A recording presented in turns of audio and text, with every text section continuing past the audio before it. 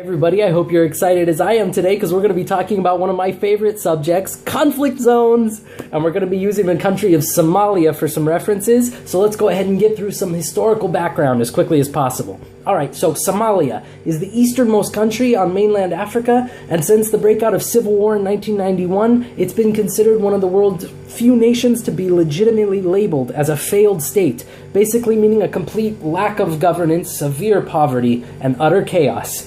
The complete opposite of Western modernization. Like many other places in the world, Somalia has been struggling against a militant Islamic group known as Al-Shabaab for nearly a decade. Finally, in the last couple of years though, some good news has been creeping its way into the area. African Union troops, accompanied by Kenyan and Ethiopian forces, have helped the newly constructed Somali National Army to beat back Al-Shabaab. Though suicide bombings and other attacks are still frequent, a legitimate government has returned to the capital of Mogadishu, and just this last week, soldiers began another major offensive against Al-Shabaab. Despite the truly significant improvements in the country, however, after over 20 years of non-stop violence, a friend on Twitter told me this week that Somalia still faces overwhelming problems, very few of which seem to be external. The government and its army are apparently riddled with corruption and individualism to the extreme, where each person looks out for his own personal interests, making it difficult to achieve anything as a group when humans are at their strongest.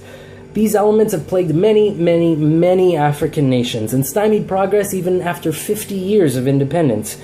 The Somali story is important because of what the rest of the world can learn from it.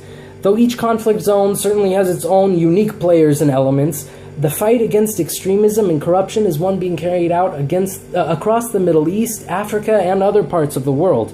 As the state of Somalia finds the way forward to peace, there are many lessons that we can learn for the future. So far, we've learned what doesn't work in areas of continuous conflict, particularly aggression and long-term military action, especially by those that have no immediate interests in the area. Extremism has never surrendered itself to posturing and extreme might. We've proven that point on a large scale in Vietnam, Iraq, Afghanistan, and for Israel, the Gaza Strip. Aggression feeds further aggression, and that's how extremism has worsened over time from generation to generation, finally giving way to the ideologies of groups like ISIS, which only use the name of religion to give a foundation for further recruitment. In reality, just like US President Barack Obama has said, ISIS serves no religion. So then what does work? Well, military might certainly has its place. It can provide zones of relative safety where other efforts can freely be made to advance life and pull back the veil of extremism. Current airstrikes on ISIS positions in Iraq, for example, fit the bill perfectly. It gives moderates in Baghdad the time required to take proper action. However, it's the political action that's happening in places like Baghdad right now that will truly pave the way forward. And that brings us to a point that no one seems to be making for some reason. The struggle against extremism is going to take generations to resolve.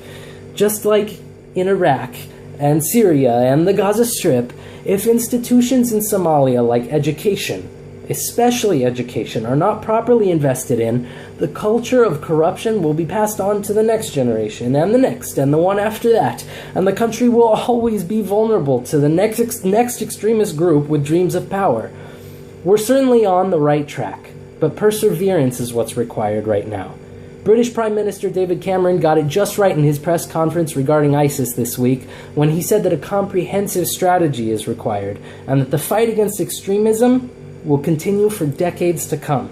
Thank you all for watching. See you next time.